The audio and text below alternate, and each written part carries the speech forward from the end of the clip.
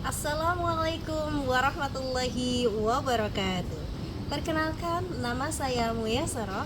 Saya adalah guru pendidikan agama Islam dan budi pekerti di SMA IT Raudatul Jannah Cilegon. SMA IT Raudatul Jannah Cilegon adalah salah satu sekolah berbasis Islam yang berusaha untuk terus berkembang dengan menyeimbangkan antara pendidikan agama, sains, dan sosial yang bertempat di Perum Grand Residen Cilegon, Cibeber, Banten. Pembelajaran berdiferensiasi adalah pembelajaran yang disesuaikan dengan kebutuhan, minat, dan kemampuan peserta didik, sehingga tercipta pembelajaran yang lebih efektif dan sesuai dengan kebutuhan peserta didik. Sesuai yang dikatakan oleh Ki Hajar Dewantara bahwa setiap anak yang terlahir memiliki kodrat dan takdirnya masing-masing. Pembelajaran berbasis analogi adalah salah satu strategi pembelajaran yang mengajak peserta didik untuk membuat perumpamaan dan metafora dari konsep dan materi yang dipelajari.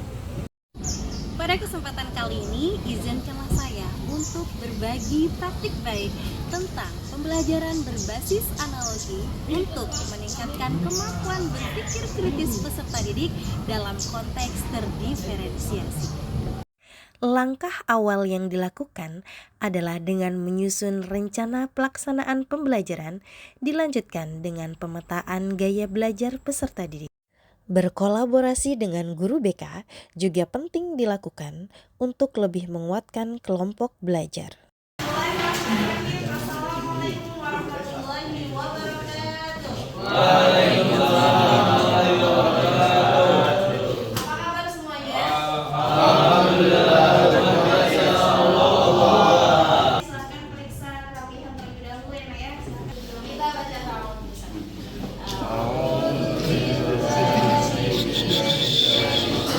Anak yang selanjutnya kita akan melaksanakan ice breaking. Nah, untuk ice breaking-nya Ibu minta kepada kalian untuk berpasangan. Silahkan cari temannya, dua orang. Hijau.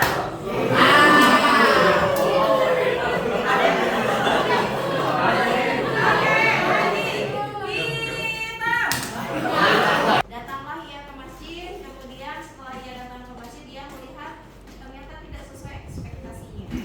Untuk capaian pembelajaran hari ini adalah menganalisis bahaya sikap munafik, keras hati, dan juga keras tertawa. Pembelajaran yang kita gunakan hari ini adalah pembelajaran berbasis analogi dalam konteks terdiferensiasi.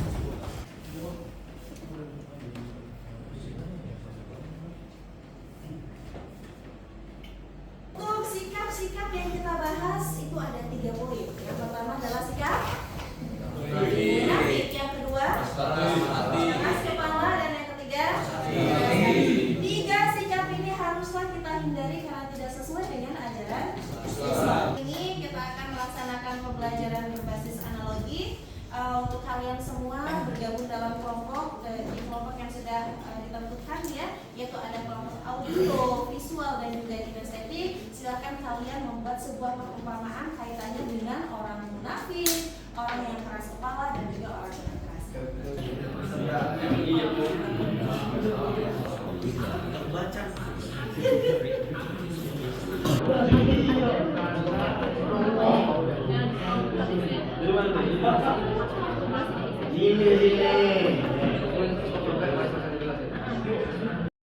Setelah selesai melaksanakan diskusi kelompok, maka langkah berikutnya adalah presentasi.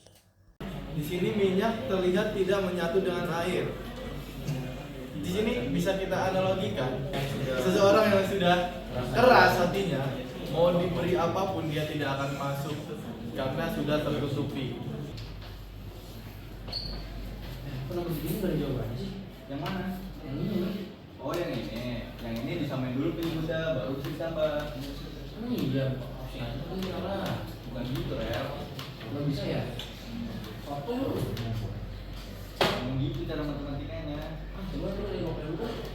Bukan apa gue bilang disamain dulu pinggulnya. Iya dah. Gue ingat lu lagi fokus. Nah, teman-teman semuanya, ini adalah salah satu contoh dari keras kepala, yaitu orang yang keras kepala tidak mau mendengarkan orang lain. Orang yang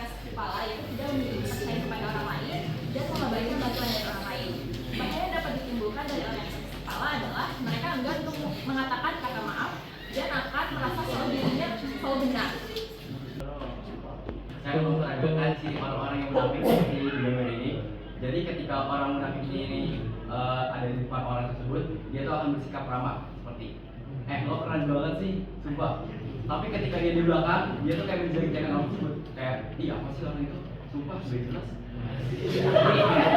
Jadi ini ada batu. Kalau kalian lihat, batu ini punya sifat yang keras, kokoh, dan sulit diaturkan. Kalau kita analogikan ke sifat keras kepala, batu ini bagaikan orang yang sulit menerima masukan, pendapat, dan hanya mau semuanya dia. Nah Ikram, boleh kesini bentar gak? Ini ada uang titipan dari Bapak untuk disalurkan ke panti asuhan Kasih Sayang. Bapak minta tolong ini dikirimin kepada pemilik panti asuhan ya. Jadi dari adegan tadi itu Novel yang mencoba memberi amanah ke Ikram, tapi Ikramnya malah berkhianat.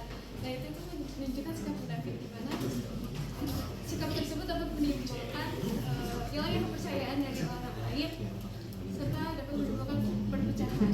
Terus kedua pas Ikram coba nitip amplopnya dan dia nyoba buat pakai uangnya untuk beli PS itu kemudian si Deganya memberitahu ke Ikram sama teman-temannya kalau hal itu tuh nggak benar. Mereka itu seharusnya menjaga amanah dari Novel. Nah itu menunjukkan sikap keras kepala di mana Ikram dan teman-temannya tidak mau menerima nasihat dari Dega. Nah hal sikap itu tuh dapat menimbulkan orang tersebut dapat mudah marah dan juga tidak mau belajar dari kesalahan. Setelah semua kelompok selesai melaksanakan presentasi, maka langkah berikutnya adalah mengerjakan post-test. Semuanya dari presentasi kelompok audio, kemudian visual 1, visual 2, kinestetik 1, dan kinestetik 2. Bagaimana untuk pembelajaran kita hari ini?